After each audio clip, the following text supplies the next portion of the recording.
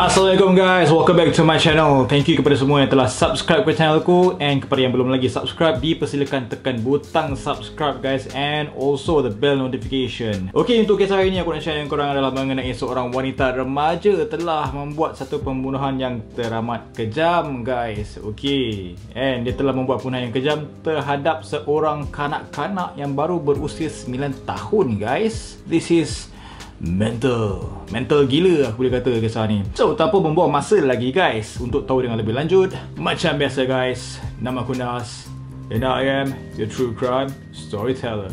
Let's go.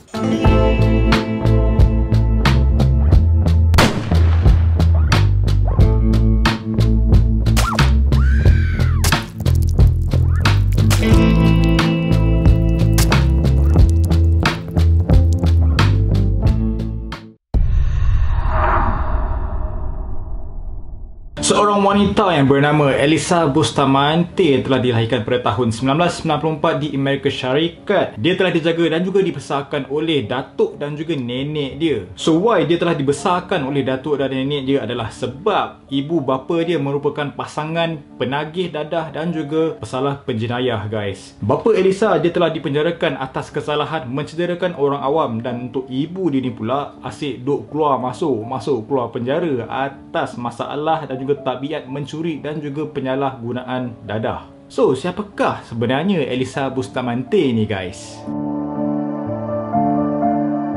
Walaupun ibu bapanya adalah pasangan suami isteri yang bermasalah, tetapi Elisa ni juga adalah seorang pelajar yang cemerlang di sekolahnya guys. Dia ni digambarkan oleh rakan-rakannya sebagai seorang yang suka berjenaka dan juga gemar untuk menulis puisi. Bakat dia ada dekat situ, and dia ni pun memang disenangi oleh kawan-kawannya di sekolah. Selain itu, Elisa ni dia selalu pergi ke gereja dan juga menyertai aktiviti keagamaan. Cuma kan guys, on the other side of Elisa Bustamante ni, dia mempunyai satu personality yang teramat berbeza dari dunia yang sebenar dia guys.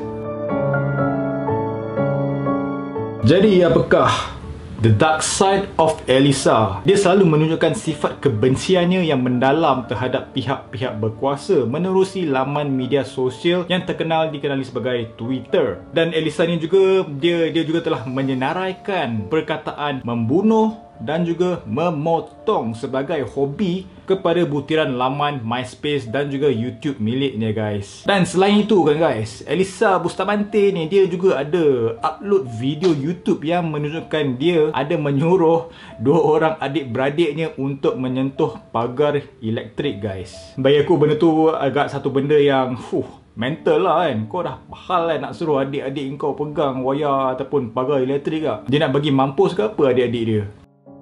Dan Elisa ni dia adalah seorang yang mempunyai masalah kemurungan, dan dia ni juga telah pun mempunyai rekod dimasukkan ke hospital selepas dia ada membuat percubaan untuk membunuh diri. Dan selepas itu dia telah dirawat dan dia dipaksa bergantung sepenuhnya dengan ubat anti kemurungan ataupun lain kata anti depression untuk mengawal diri dia guys. Dan satu lagi yang kita perlu tahu adalah Elisa ni dikatakan dia selalu mengelar pergelangan tangan dia.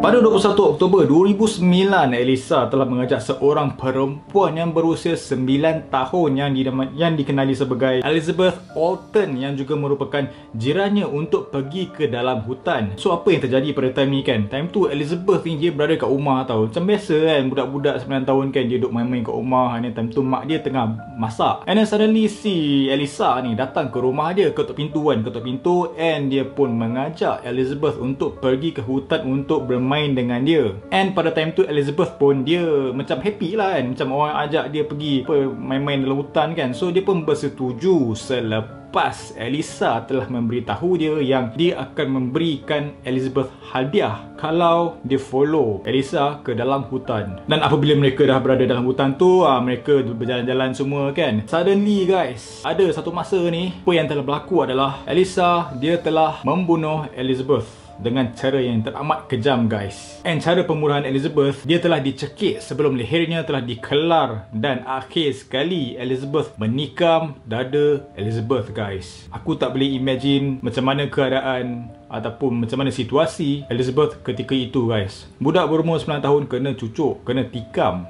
di dada dia weh.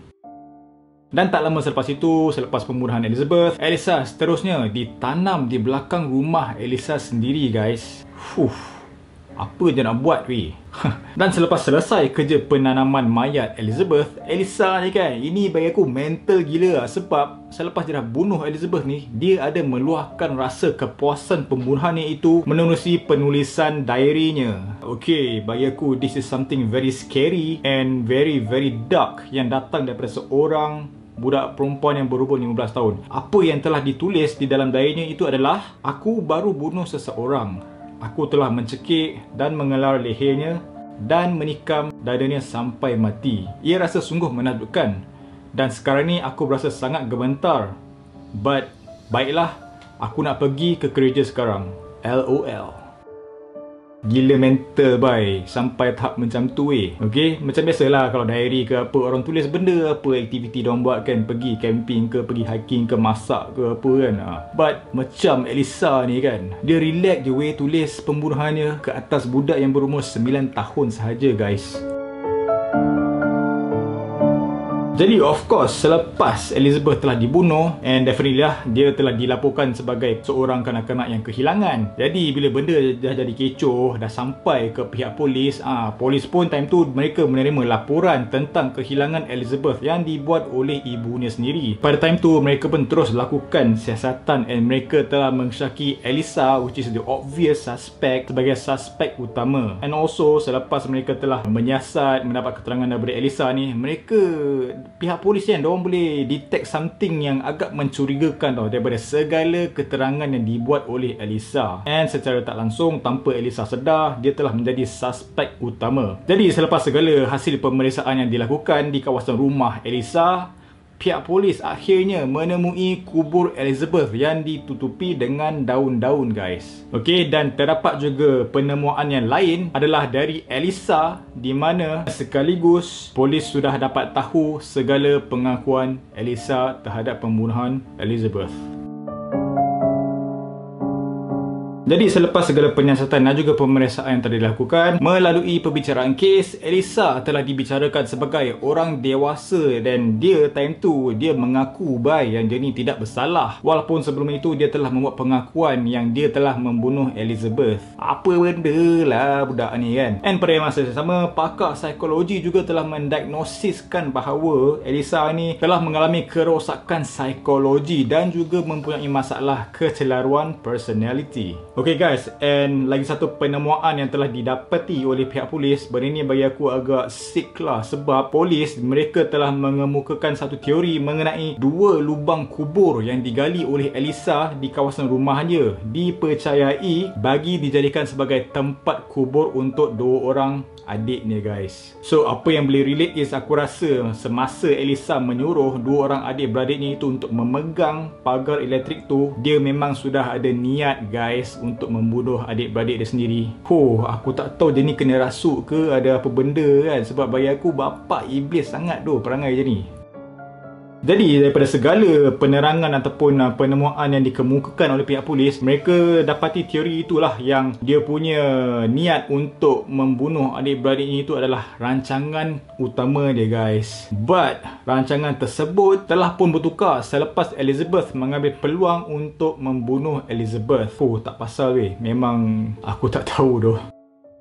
Jadi selepas segala perbicaraan mengenai kes ini, Elisa yang menerima rundingan pertuduhan telah dihukum penjara sepanjang hidupnya guys, dengan peluang pembebasan bersyarat hanya selepas 30 tahun guys. Wow, gila lah. Gila, memang gila tu kes ni. Sebab bila aku baca pasal kisah Elisa Bustamante ni kan, dia masa dia kecil-kecil tu, yalah masa dia kat sekolah tu memang dia adalah seorang pelajar yang agak lah digemari oleh kawan-kawan dia kan. Cuma apabila dia balik kat rumah kan, dia ni ada satu, aku tak tahulah, split personality lah, macam apa yang dikatakan, dia ada keseluruhan personality tau. Sebab dekat sekolah dia ni nampak macam budak biasa tau, but bila dia dekat rumah kan, dia akan dress up sebagai seorang macam, aku nak kata apa, macam gotik lah kan. Dia letak maskara hitam kan, and dia even ada letak lipstick yang sampaikan dia makeup macam berdarah-darah kan. So dia ada that different personality whenever dia berseorang diri guys. Mungkin benda-benda macam tu telah menjadi salah satu faktor faktor yang telah membuatkan Elisa membunuh Elizabeth. Cuma mengenai Elizabeth ni kan, ramai pihak yang mengatakan yes, dia ada masalah mental and then dia terpaksa 100% fully rely on dia punya medication tau, atas dia punya antidepressant, all those kind of things lah. But orang still mengatakan yang segala pembunuhan yang dia lakukan tu memang orang kata apa, dasar ke atas Elisa tau. Bukan masalah yang dia sedang lalui, bukan masalah ubat, but dia sendiri guys. And yang paling sedih kan, yang paling sedih is apabila ibu Elizabeth telah ditemu ramah mengenai kematian Elizabeth, dia agak terkilan dan juga teramat sedih sebab walaupun Elisa telah dimasukkan ke dalam penjara and dia akan dibebaskan 30 tahun kemudian, dia masih lagi ada peluang untuk meneruskan kehidupannya guys. So ibu Elizabeth mengatakan yang Elisa ni dia ibarat dia still manage dapat dia punya life sentence, but untuk diri dia pula dengan kematian anak dia, dia terpaksa meneruskan hidupnya ibarat dia yang telah menerima the death sentence. Agak deep lah apa yang dikatakan oleh ibu Elizabeth ni, and boleh tahulah yang memang very obvious lah dia punya whole life tu maybe bagi dia sudah hancur tau. And yes, anak dia telah dibunuh oleh seorang budak perempuan remaja yang hanya berumur 15 tahun, and di mana yang telah dilabelkan oleh ibu Elizabeth sebagai seorang monster lah, orang kata monster raksasa kan. So kisah ni teramat sedih lah bagi aku untuk fikirkan keadaan ibu Elizabeth ni, dan apa yang telah terjadi ke atas Elizabeth tu teramatlah tragik. Jadi sampai di sini saja aku boleh share dengan korang mengenai kisah Elisa Bustamante yang telah membunuh seorang kanak-kanak yang berumur 9 tahun yang dikenali sebagai Elizabeth Orton. And if you guys have anything to say, korang boleh tinggalkan dalam ruangan komen dekat bawah. Thank you sebab tengok video aku dari awal sampai habis, sebab itu akan membantu aku dengan banyak untuk grow dalam YouTube ini. Aku nak minta maaf kalau aku tersalah cakap dan sebagainya. And yes, I will see you in the next video. Jangan lupa tekan butang subscribe. Kepada yang telah subscribe, thank you guys. Kepada yang belum lagi, hit the subscribe button guys, hit the like button and hit the share button guys. And yes, as always guys, never stop creating, always do what you love. Tak payah fikir apa orang cakap, yang penting korang happy. And yang lagi penting, korang stay safe, stay healthy, take care guys. Assalamualaikum, bye bye.